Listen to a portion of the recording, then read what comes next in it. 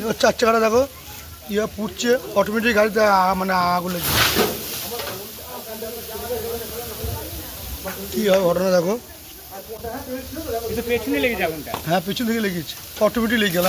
পেছনে তো আগুনটা। তখন আগুন দিয়ে এই মাটি দিয়ে দেখো আমাদের 4 চাকার গাড়ি লেগে আগুন লেগেছে।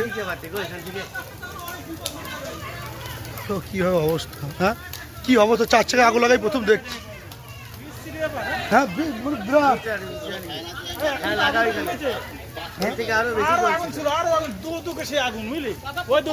পুরো 4 চাকাটা পুরো শেষ হয়ে গেল।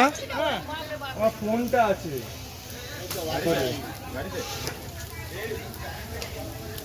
আগুন কি সামনে টাকা খুলে দিলে হবে তো।